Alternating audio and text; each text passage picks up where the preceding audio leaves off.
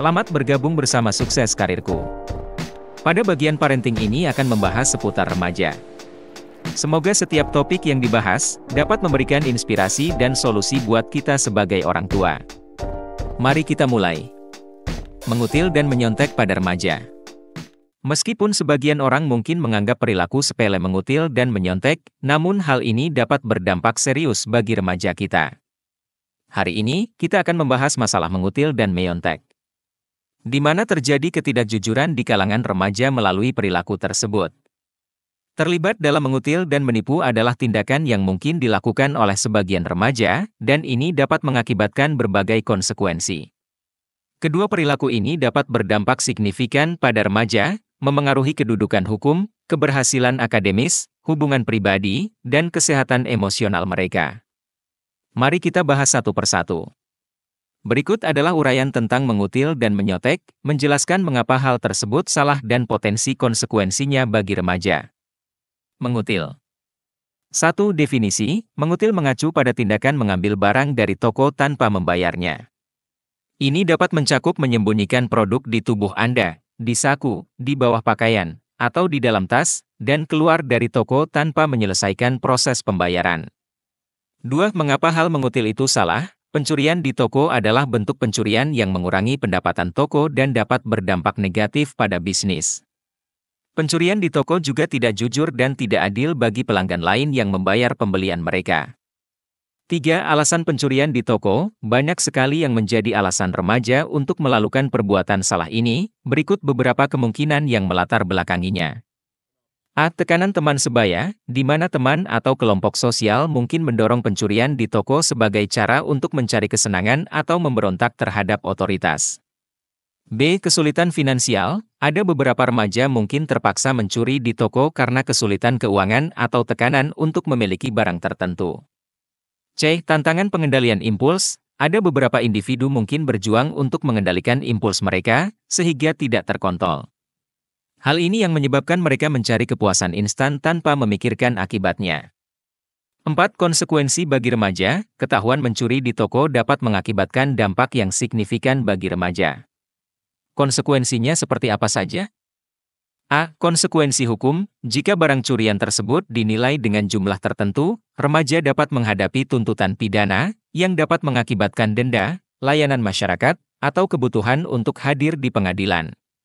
B. Catatan kepolisian, hukuman atas pencurian di toko dapat tetap tercatat dalam catatan remaja, yang berpotensi mempersulit peluang kerja atau penerimaan perguruan tinggi di masa mendatang, bahkan catatan kriminal ini bisa mempengaruhi karir mereka. C. Kehilangan hak istimewa, sebagai bentuk hukuman, orang tua dapat mencabut hak istimewa tertentu, seperti menghukum anak mereka atau menyita ponsel mereka. D. Mempermalukan di depan umum, ketahuan mencuri di toko dapat menjadi pengalaman yang sangat memalukan bagi seorang remaja. Bagaimana orang tua mengatasi remaja yang mengutil? Menangani pencurian atau mengutil di toko melibatkan campuran empati, disiplin, dan dorongan yang bijaksana. Dengan menyelidiki akar penyebabnya, menetapkan akibat yang jelas, dan menawarkan dukungan emosional, orang tua dapat membantu remaja mereka belajar dari kesalahan mereka dan tumbuh menjadi orang dewasa yang bertanggung jawab. Menjaga jalur komunikasi yang terbuka dan pengawasan rutin sangat penting untuk mencegah kejadian di masa mendatang dan mengarahkan remaja ke tindakan positif. Orang tua yang menghadapi remaja yang mencuri di toko dapat mengikuti pendekatan terstruktur yang menggabungkan pemahaman, disiplin, dan dukungan. Berikut panduan terperinci untuk membantu orang tua menghadapi situasi yang menantang ini. 1. Tetap tenang dan tegak. Merasa kesal atau frustrasi adalah hal yang wajar, tetapi tetap tenang adalah hal yang penting. Bereaksi terlalu keras dapat mendorong remaja Anda ke posisi defensif, sehingga lebih sulit untuk melakukan percakapan terbuka. Cari lingkungan pribadi, dengan memilih tempat yang tenang dan pribadi untuk membicarakan situasi tersebut, pastikan mereka tidak merasa malu dan Anda dapat fokus pada diskusi. 2. Berusahalah untuk memahami perspektif mereka, komunikasi terbuka, dengan mendekati anak remaja Anda dengan rasa ingin tahu tentang alasan mereka memilih untuk mencuri, tanpa menghakimi. Apakah itu dipengaruhi oleh teman, keinginan untuk bersenang-senang, kesulitan keuangan, atau tantangan emosional yang lebih dalam? Dengarkan dengan penuh perhatian, dengan memastikan mereka tahu Anda benar-benar mendengarkan dan akui perasaan mereka, meskipun Anda tidak memaafkan tindakan mereka. 3. Perjelas implikasinya, konsekuensi hukum, dengan memberitahu mereka tentang akibat hukum yang serius dari pencurian, termasuk kemungkinan penangkapan, catatan kriminal, atau denda. Pertimbangan etis dan moral, dengan menginformasikan tentang alasan moral mengapa mencuri itu salah, soroti dampaknya pada korban dan kepercayaan yang dirusak. 4. Tetapkan konsekuensi yang adil, konsekuensi yang relevan, dengan memastikan tindakan disipliner apapun terkait langsung dengan perilaku tersebut, seperti hukuman kurungan, kehilangan hak istimewa, atau tugas tambahan. Konsistensi dan keadilan, terapkan konsekuensi secara konsisten untuk menegaskan bahwa pencurian tidak dapat diterima. Misal melakukan hukuman dengan larangan bermain di luar rumah selama 2 bulan. 5. Dorong anak remaja Anda untuk mengembalikan barang curian atau membayarnya jika pengembalian tidak memungkinkan. Ini membantu mereka memahami konsekuensi dari tindakan mereka. Lalu buat permintaan maaf, sarankan mereka untuk meminta maaf kepada pemilik atau manajer toko yang dapat menumbuhkan rasa tanggung jawab. Lalu berjanji tidak akan mengulang kesalahan yang sama di waktu mendatang. 6. Awasi dan tetap terlibat, pengawasan yang ditingkatkan dengan memberikan perhatian lebih pada aktivitas dan interaksi sosial mereka untuk menghindari masalah di masa mendatang. Pemeriksaan yang konsisten bisa dilakukan diskusi berkelanjutan tentang emosi, perilaku, dan pengaruh teman sebaya mereka. 7. Kembangkan kemampuan mengambil keputusan, keterampilan memecahkan masalah, dengan membimbing mereka dalam menemukan cara yang lebih baik untuk menavigasi situasi yang dapat menyebabkan mengutil, seperti mengelola tekanan teman sebaya atau mencari alternatif untuk mendapatkan apa yang mereka inginkan.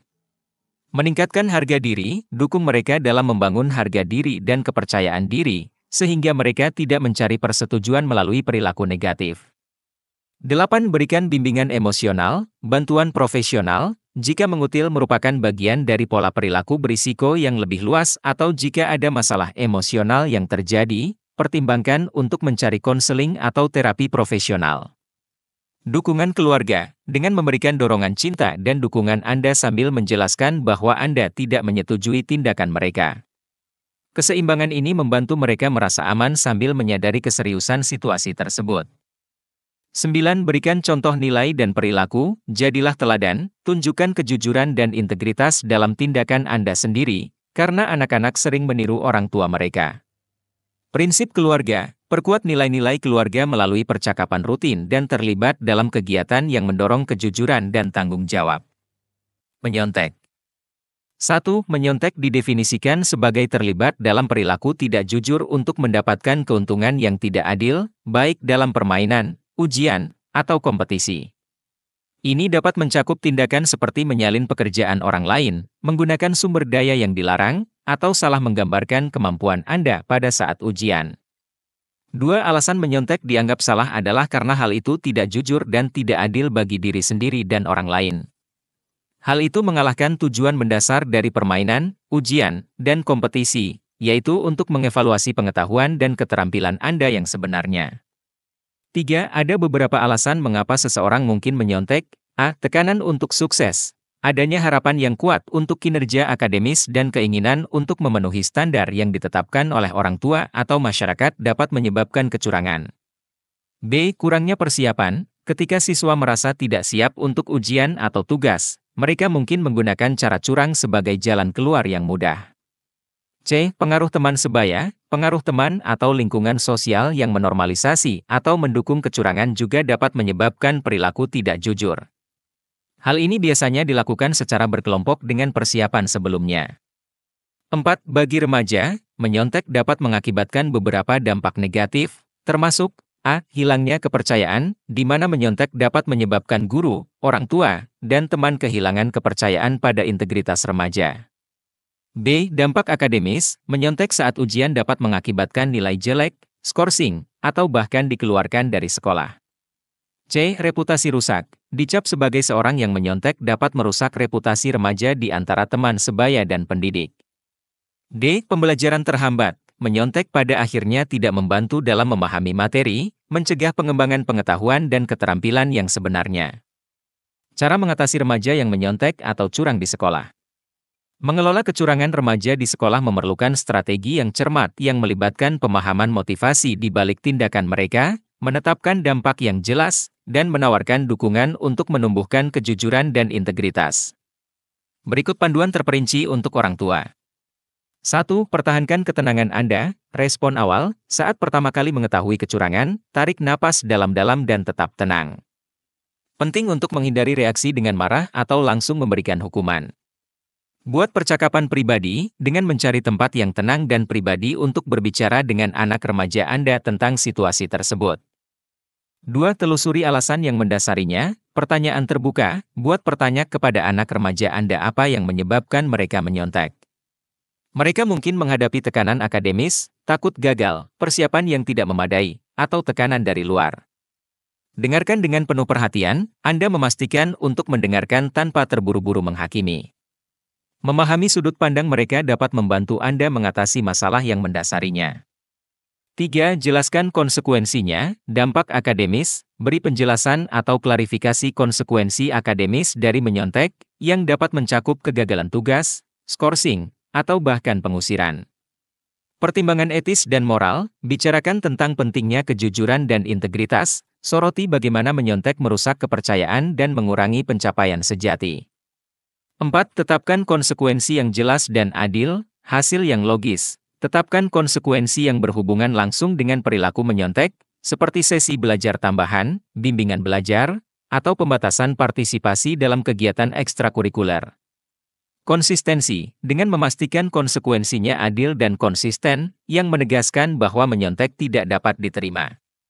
5. Dorong tanggung jawab dan pemulihan, dorongan untuk mengaku, dorong anak remaja Anda untuk mengakui perbuatannya kepada guru dan meminta maaf. Langkah ini dapat membantu mereka bertanggung jawab dan memperbaiki keadaan. Kompensasi atas pembelajaran yang terlewat, bantu mereka mengerjakan ulang tugas atau menyelesaikan pekerjaan tambahan untuk memastikan mereka memahami materi. 6. Pantau kemajuan dan tindak lanjut, percakapan rutin. Siapakan jadwalkan diskusi konsisten tentang pekerjaan sekolah, emosi, dan persahabatan mereka untuk membantu mencegah masalah di masa mendatang. Lacak kemajuan, dengan memantau kinerja akademis dan perilaku mereka di sekolah untuk memastikan mereka tetap berada di jalur yang benar.